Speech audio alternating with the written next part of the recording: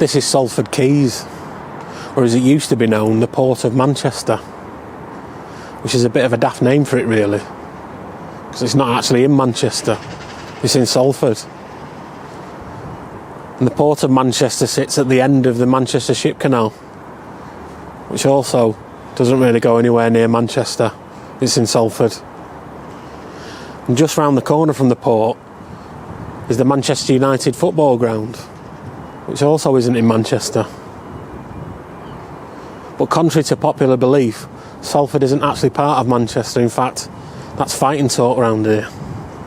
There's actually only one dock here in the Port of Manchester, which is actually in Manchester. That would be dock number 1 at Pomona Island. Pomona Island is a bimble unto itself, but the part of its history that we're interested in is around 1894, when they finished the Manchester Ship Canal, and at that time it was part of the Port of Manchester. There were 9 docks in total at the Port of Manchester. That would be 5 docks at Pomona Island and 4 docks here at Salford Quays, although dock number 5 was filled in within a few years of it being dug, but they had a whole number system going, so it remained being called dock number 5 even though it was infilled.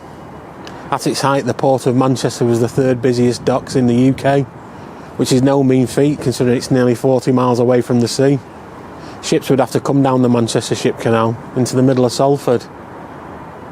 Would you believe it, they had their own shipping company called the Manchester Liners, and they would sail all the way to Canada, to Nova Scotia in the Great Lakes, or to the USA, to New Orleans in Louisiana, or Galveston in Texas. And they would bring back cotton. Cotton was big business in Manchester. In fact, it had the nickname Cottonopolis at one point. And all that cotton would be woven into fabric and re-exported down the ship canal again. You could actually go as a passenger on the Manchester Liners, going down the ship canal through all the locks, out into the Irish Sea and over the Atlantic. Quite like the sound of that. In the 1960s, the docks here were containerised to keep up with the modern way of things. And there was even talk about building a new dock, dock number 10, to fit all the container ships in. But it wasn't to be. And shipping declined round here. You could say it dried up, if you'll pardon the pun. The big ships that carried the containers couldn't get down the ship canal. And in 1983, Salford City Council bought the docks here, which is a bit laughable, considering they invested quite a lot of money in building the docks and building the Manchester Ship Canal. In 1985, they started to redevelop the site, and they built flats and houses, and they built a theatre and the Lowry Outlet Mall. And in the early 2000s, they built the Media City. And ITV and the BBC have studios here. If you like watching Coronation Street, or you like watching the BBC News, they're filmed here at Salford Quays. In fact, Hugh Edwards is just over there having a cup of tea before he reads the news.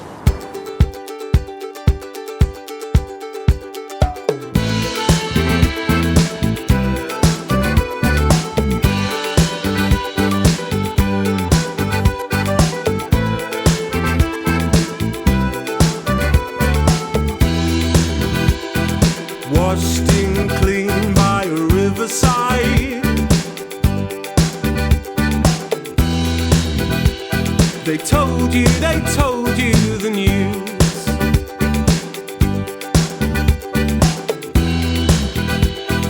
Kept so cold in the blackest tide. If only you knew. I've heard what they've said, ignored what I read, and looked to the bright side. So here's to the bad times, forgotten in good lives. I won't let you down. I'll take off my shoes and dance to the good news. Broken smiles, well, they won't turn it round. So take off your shoes and dance to the good news. You may remember from my Pennington Flash video, I talked about an artist called Luke Jerram and his floating earth sculpture. And if you look behind me, it's here at Salford Quays now. It had to be cut short at Pennington Flash because of the rather biblical storms that we had. 40-mile-an-hour winds. And they thought that the earth would blow away. And they set it up here at Salford Quays. But it wasn't without its trials and tribulations. Another storm came, and another load of 40-mile-an-hour winds. And this time the floating earth deflated slightly and sunk a bit. Luke Jerram's famous for making artworks that interact with the space that they're in, and he puts them in public places. He's recently made an artwork where he covered a medieval bridge in Llangollen with a patchwork quilt. And each one of the patches was made by people of the area.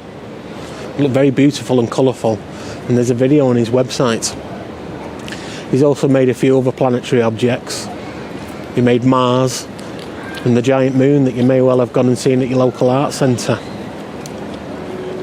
The floating Earth is a 10-metre replica of planet Earth, and it uses NASA photography to a detail of 1,200 dots per square inch, so very detailed.